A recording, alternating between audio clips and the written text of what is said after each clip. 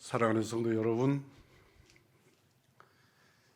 여러분이 얼마나 소중하고 얼마나 귀한 존재인 것을 아십니까? 우리의 가치는 내가 아니라 나를 위하여 죽으시고 구원하신 우리 예수님에게서 나옵니다. 예수님의 가치가 곧 나의 가치를 만들기 때문에 천하를 주고도 바꿀 수 없는 진정 소중한 존재입니다. 그렇게 소중한 존재가 사는 육체라고 하는 집이 있습니다. 그 소중한 천하를 주고도 바꿀 수 없는 그 존재가 담겨져 사는 육체, 우리의 육신이 있습니다. 성경도 육신의 집에 대하여 여러 가지로 표현합니다. 고린도후서 5장 1절입니다. 만일 땅에 있는 우리의 장막집이 무너지면 하나님께서 지으신 집 곧 손으로 지은 것이 아니요 하늘에 있는 영원한 집이 우리에게 있는 줄 아느니라. 바꾸어 말씀을 드리면 땅에 있는 우리의 육신의 장막집이 무너지면 영원히 사는 하나님의 나라, 하나님이 예비하신 천국집이 있다고 말씀을 하십니다. 우리 육신의 집은 참 잘 무너집니다. 작은 병에도 넘어지고 인간관계로도 무너지는 육신을 그것마저도 가볍게 여겨서 자살을 하는 사람이 2020년 기준으로 14,000명이나 됩니다. 코로나19보다 더 많은 사람들이 자살로 생명을 끊습니다. 오늘 말씀은 연약한 우리의 육신 문제를 다루고 있습니다. 갈라디아서 2장 20절입니다. 이제 내가 육체 가운데 사는 것은, 사도 바울이 육신 가운데 살고 있는 자신에 관한 설명을 하고 있는 겁니다. 우리가 예수님과 함께 십자가에 못 박혔다고 성경은 선포합니다. 내 안에 사는 것은 내가 아니라 예수님이라고도 말씀합니다. 우리의 영적 과거와 현재를 한마디로 요약시키고 우리의 삶의 방향을 제시하십니다. 나를 사랑하사 나를 위하여 자신을 버리신 하나님의 아들을 믿는 믿음 안에서 사는 거다. 그러니까 우리가 육체 가운데 살지만 실제로는 예수님을 모신 심령으로 살게 되는 것이라고 고백하는 것입니다. 그럼에도 불구하고 우리는 끊임없이 나를 위하여 살고 끊임없이 나로 살고 육체로 살고자 시도합니다. 우리는 육체의 한계 안에서 삽니다. 우리가 육체 가운데 산다는 것은 우리가 육체의 한계 안에 산다는 말입니다.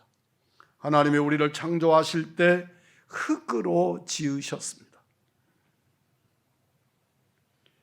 창세기 2장 27절의 말씀을 보면 흙으로 우리를 지으셨다고 말씀하시는데 이 흙은 아파르미프와 아다마라고 하는 히브리어를 번역한 것입니다. 아파르미프와 아다마라고 하는 이 히브리어를 그냥 문자대로 직역을 하면 흙에 있는 먼지로 창조했다. 흙에 있는 먼지로 우리를 지었다입니다. 단순한 흙이 아니라 흙에 있는 먼지, 흙먼지로 우리를 지었다는 것입니다. 시편 103편 14절입니다. 이는 그가 우리의 체질을 아시며 우리가 단지 먼지뿐임을 기억하심이로다. 우리가 먼지라는 것입니다. 우리는 진흙을 이겼을 거라고 생각했습니다. 그런데 성경은 말씀하기를 흙 가운데 먼지를 모아서 그것으로 우리를 지었다고 말씀하시고 시인은 그 사실을 찬양하며 하나님의 이름을 높이고 있습니다. 우리의 육신은 먼지요 풀이요 바람입니다. 여러분은 우리 육체의 연약함과 그 한계를 인식하시고 인정하십니까? 성경은 두 가지 육신을 말씀합니다. 하나는 눈에 보이는 육신으로 히브리어 아다마입니다. 이 몸은 우리 이목구비, 오장육부, 사지백체를 말하는 것으로 눈에 보이는 육체, 눈에 보이는 몸을 아다마라고 했습니다. 아담, 이 말이 곧 사람이라는 말입니다. 이 아다마라고 하는 말에서 아담이 나옵니다. 또 하나는 헬라어 사르크인데 이 사르크는 육신, 육체, 지체, 죄의 소욕 등등을 말하는 것이어서 눈에 보이지 않지만 내 육신을 대변하는 존재, 그 존재가 사르크입니다. 이 육신은 두 번째 육신 사르크는 내 죄를 만드는 죄의 속성을 말하는 것이고 그것이 곧 죄의 뿌리가 됩니다. 내 육체가 날마다 주님을 대적하고 주님의 말씀과 어그러지고 대립하도록 만드는 그 죄성, 그것을 사르크라고 했습니다. 로마서 7장 24절입니다. 오호라 나는 곤고한 사람이로다. 누가 이 사망의 몸에서 나를 건져내라. 이 사망의 몸이 바로 육신입니다. 나를 죽이는, 나를 죽여가는, 나를 죄로 멸망으로 사망으로 이끄는 사르크가 곧 우리의 몸입니다. 육신은 모든 죄가 나오는 창구입니다. 선을 행하기 원하는 내 속에 나도 나를 어떻게 해볼 수 없는 죄의 본성이 있습니다. 이것은 내 능력으로 그 무엇으로도 제거할 수 없고 제어할 수 없는 힘 있는 존재입니다. 크게 탐욕과 정욕과 남을 지배하고자 하는 욕심의 죄를 만들어냅니다. 그것이 뻔히 죄인 줄 알면서도 끌려갑니다. 죄를 짓고 나면 후회하지만 그럼에도 죄 가운데 있고 죄를 짓습니다. 역사 속 경건한 성도들은 주로 자기 몸을, 육체를 괴롭히는 방식으로 이 죄성을 이겨보려고 몸부림을 했습니다. 골로새서 2장 21절입니다. 곧 붙잡지도 말고 맛보지도 말고 만지지도 말라. 자기 몸을 괴롭히는 세 가지 방식이 있었는데 그 첫째가 붙잡지 말라. 죄가 세상에서 온다고 믿고 세속에서 온다고 믿고 세상을 떠나 죄를 피하려 한 사람들이 참 많았습니다. 그래서 우리의 교부들, 그 중에서도 사막교부 같은 이들은 사람 없는 곳에 사람을 피해 살아서 그곳에서 세상에게 붙잡히지 않고 살아보려고 온갖 노력을 했습니다. 두 번째는 맛보지 말라입니다. 그들 중에는 죄가 음식과 관련되었다고 생각하고 죽지 않을 만큼 먹고 살았습니다. 이건 제가 금식을 해보니까 음식을 먹지 않는 것과 죄성, 죄의 욕구와 연결이 있다는 것을 경험하게 됩니다. 금식하면 첫 번째 가지는 것이 인간의 욕망이 사라집니다. 그래서 음식을 먹지 아니하고 금식을 단행하면 내 안에 있는 죄의 욕구가 가라앉는 것을 발견하게 됩니다. 보통 광야의 수도사들은 하루 한 끼만을 식사하면서 포도주나 고기와 기름은 먹지 않았습니다. 그들은 마른 빵 한 조각과 빗물과 야생풀을 씹어 먹고 생명을 유지해 갔습니다. 잠도 침대나 이불을 거절하고 맨바닥에서 허리가 아프도록 육체가 고통스럽도록 잠을 청했습니다. 그래서 그 육신의 죄성을 어떻게든지 뽑아내 보려고 온갖 노력을 시도한 것입니다. 세 번째는 만지지 말라입니다. 모든 것들이 감각으로 온다고 믿었기 때문에 그래서 수도사가 독신으로 살기를 원했고 혹 결혼했어도 자녀를 생산하는 목적 외에 부부가 함께하지 않았습니다. 우리의 육체는 흙으로 먼지로 창조되어 툭하면 사고가 나고 아프고 내 속에서 갖가지 죄를 일으켜 우리를 괴롭히다가 결국 한 줌의 먼지로 돌아갑니다.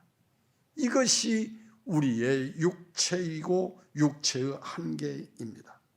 그럼에도 주님은 우리 육체를 사랑하라고 말씀하십니다. 왜냐하면 성령을 담은 전으로서, 성령을 모신 성전으로서 육체를 사랑하라고 말씀합니다. 우리의 육체가 그렇게 좋은 것이 아닐진데 우리는 왜 육체 가운데 살아야 하는가? 사도 바울은 하나님의 영광을 드러내려고 그렇다. 정말로 그렇습니까?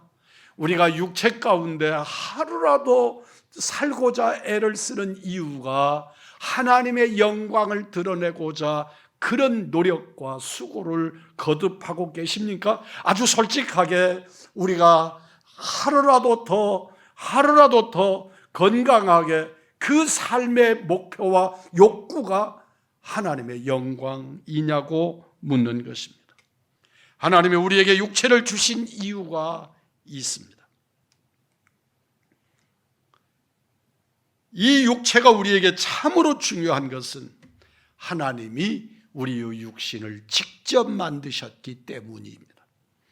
우리 육체는 하나님이 창조하셨습니다. 창세기 1장에 하나님이 여섯째 날 사람을 하나님이 직접 만드셨습니다. 말씀으로 선포하시기만 하신 것이 아니고 사람이 되어라 그렇게 말씀하지 않았습니다. 빛이 있으라 말씀하시듯 하지 않으셨습니다. 모든 것들은 다섯째 날 만드시고 여섯째 날 일구신 여러 짐승을 만드는 과정에서도 다 말씀의 명령으로 이루셨으나 사람은 하나님이 진흙을 빚으사 하나님 손으로 직접 만드셨다고 했습니다. 여호와 하나님이 땅의 흙으로 사람을 지으시고 하나님이 빚어 만드셨습니다.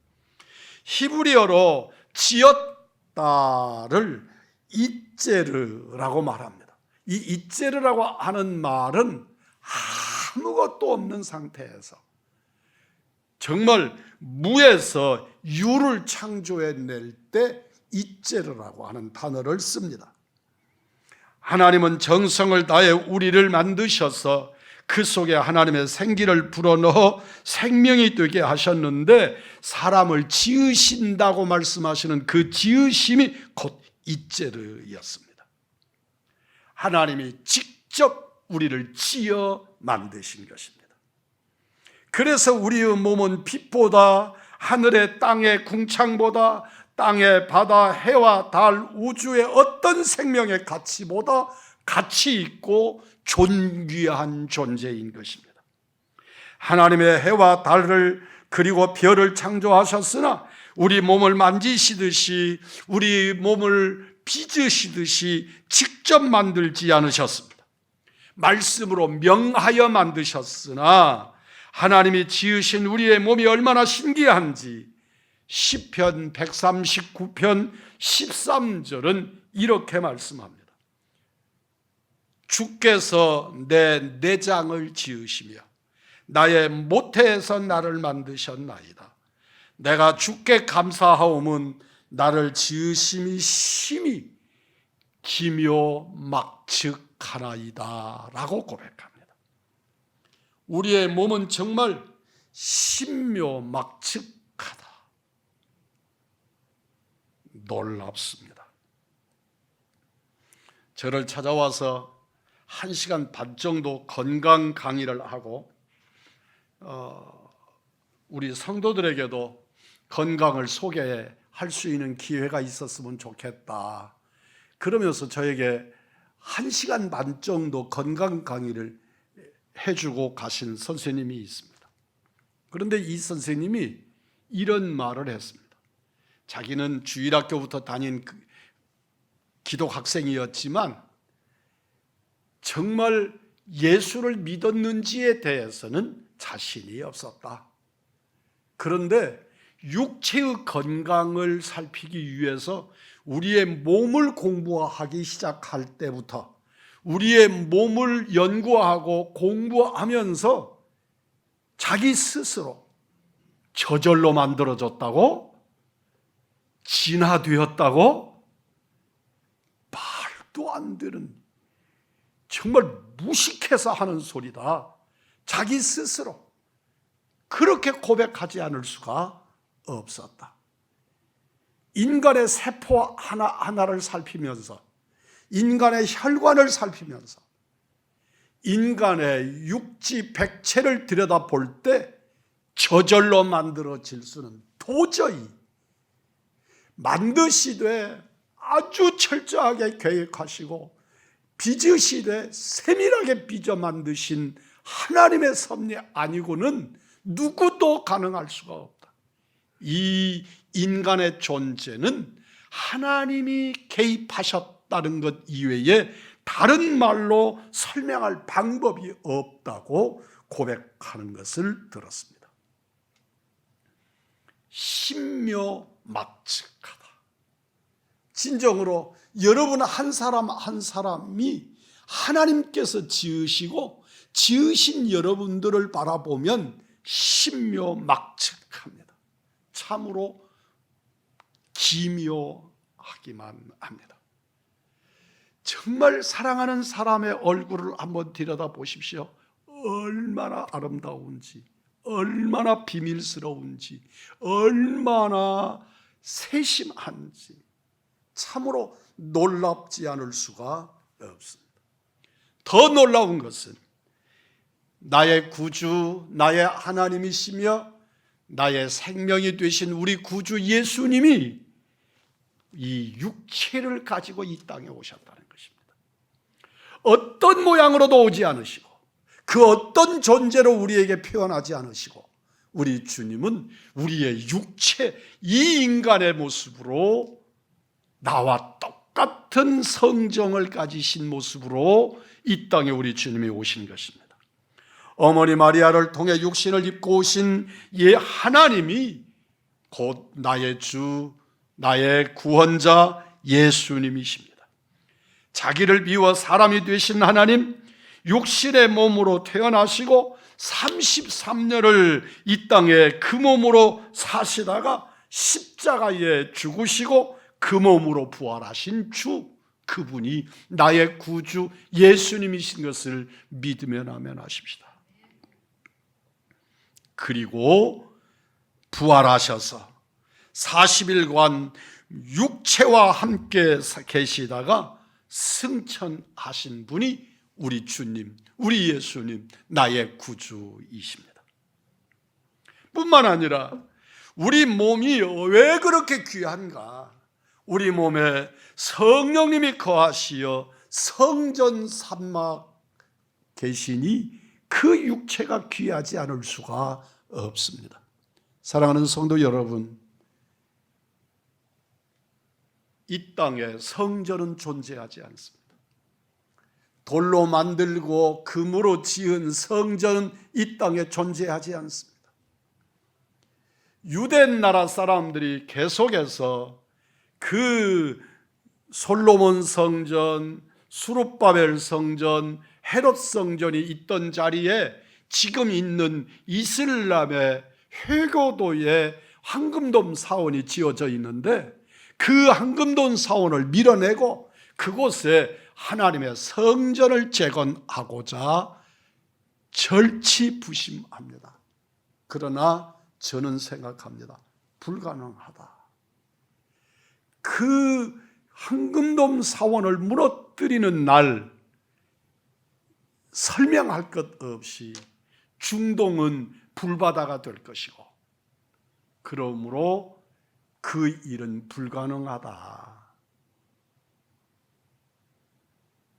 그런데 우리 하나님께서 이 땅에 성전을 허락하셨는데, 곧 당신의 형상을 입고 오셨던 그 육체의 그리스도인들에게, 육체를 가진 그리스도인들을 성전 삼으셔서 그곳에 임재하시고 그를 거룩한 성도라 성전이라고 일컬어 주신 줄 믿습니다. 오늘 여러분과 제가 성전인 것을 믿으면 아멘 하십시다. 비록 우리의 육체가 여러 가지 많은 문제점들이 있고 불미함이 있다 해도 우리는 주의 성령님이 와 계시는 성전인 것이 확실한 줄 믿습니다. 몸은 죽어 없어져야 할 것이 아니라 아주 소중한 존재입니다. 하나님이 직접 만드시고 그 안에 성령을 주시어 성전이 되게 하셨습니다. 예수님이 육체로 살고 육체로 죽고 육체로 부활하셨던 것처럼 우리도 이 땅에서 육체로 살고 육체로 죽고 육체로 부활할 줄 믿습니다. 그리고 하나님의 나라에 이를 때 우리는 변화된, 우리들의 육체가 변화된 모습을 가지고 하나님의 나라에 이르게 될 줄 믿습니다. 육체는 질그릇처럼 약하나 질그릇 안에 있는 보물, 곧 우리 구주 예수 그리스도와 그리스도의 영으로 오신 성령님을 모셨으니 질그릇 또한 귀해졌습니다. 저희들이 청년 시절에 그 영화 카피 중에 그런 카피가 있었습니다. 청소년들 영화에 꿀을 담으면 꿀병이고 물을 담으면 물병이고 그런 카피가 있었습니다. 여러분, 우리 안에 성령이 와 계시니 비록 질그릇이나 흙의 먼지로 만들어진 질그릇이지만 성전인 줄 믿습니다. 우리 몸의 가치는 육신 자체가 아니라 우리 안에 계신 성령님의 가치입니다. 그러므로 나를 육체의 가치로 보지 마시고 성령의 가치로 여길 줄 아는 거룩한 믿음의 사람들이기를 주의 이름으로 축복합니다. 예수 안에 내 안에 예수님이 성령님이 계신 것을 믿으십니까? 하나님이 내 안에 계셔서 성전입니다. 어떻게 성전을 헐며 우리의 몸을 임으로 죽일 수 있습니까? 고린도후서 4장 7절입니다. 우리가 이 보배를 질그릇에 가졌으니 이는 심히 큰 능력은 하나님께 있고 우리에게 있지 아니함을 알게 하려 함이라. 질그릇에 가진 보배 때문에 우리가 값어치 있는 존재가 되었다. 하나님이 지으시고 예수님이 그 크신 사랑으로 십자가에서 구원하시고 성령님이 은혜로 우리 안에 거하시는 줄 믿습니다. 사랑하는 성도 여러분의 몸이 약하고 다치고 아파서 고통스럽고 가끔 죄를 지어 괴로워도 여러분의 몸을 사랑하시겠습니까? 심지어 심한 병에 걸려 살 소망이 없다고 해도 여러분은 하나님의 능력을 믿는 믿음으로 끝까지 여러분을 사랑하시기를 주의 이름으로 축복합니다. 우리는 사나 죽으나 하나님의 것이라는 믿음으로 살아야 합니다. 고 이중표 목사님이 쓰신 책 죽어도 행복합니다 라고 하는 책에서 예수로 사는 사람의 삶과 죽음의 신앙 고백을 이렇게 했습니다. 사람의 근본 문제는 죽고 사는 문제가 아니다. 병들어 죽어도 안 되지만 병 고치고 살기만 해서도 안 된다. 잘 한번 들어보십시오. 다시 읽겠습니다. 사람의 근본 문제는 죽고 사는 문제가 아니다. 병들어 죽어도 안 되지만 병 고치고 살기만 해서도 안 된다. 병들어 죽는 것은 불행한 일이지만 병 고치고 살기만 하는 것은 헛된 일이다. 병을 고치든 안 고치든 우리는 예수님을 닮아야 한다. 병들 때 병 고치는 것보다 예수님을 닮아가는 것이 더 중요하다. 병 고치고 예수님을 떠나는 것보다 예수 안에서 죽는 것이 차라리 낫다. 병들 때 최고의 기도는 병을 고쳐 주옵소서가 아니라 이 병을 통해 예수님을 알고 예수님을 배우게 하옵소서이다. 보통 인생은 병만 고치고 생명만 연장하려고 시도한다. 그러나 최고의 인생은 병 고치든 못 고치든 내 몸에서 예수님을 나타내는 것이다. 만일 병 못 고치고 예수님은 닮아갔다면 그는 행복한 인생이다. 그러나 예수님과 상관없이 오래만 살았다면 불행한 삶이다. 오 주여, 병을 통해 당신을 배우게 하소서. 내 몸에서 당신만이 존귀 되기를 원하나이다. 아멘. 당신이 암에 걸려서 생명이 위독할 때 쓴 글입니다. 당신이 누구보다도 건강해서 건강에 자신만만할 때 이렇게 고백하는 것이 아니라 그가 하나님 나라를 눈앞에 두고 하나님의 나라를 준비하면서 그가 쓴 글이 이 글입니다. 이제 내가 육체 가운데 사는 것은 살든지 죽든지 내 몸에서 그리스도가 존귀되게 하기 위하여 나는 살고 있는 것이다. 사도 바울의 고백입니다. 오늘 여러분과 저의 고백이 이렇다면 우리는 참으로 행복한 사람일 것입니다. 참으로 귀하고 천하보다 귀한 여러분의 생명 속에 예수로 은혜로 사시는 주 예수 그리스도의 은혜가 역사되어지는 생명의 사람들, 하나님의 사람들, 은총의 사람들이시기를 한평생 우리 몸으로 하나님께 영광 돌리며 사시기를 우리 구주 예수 그리스도의 이름으로 축복합니다.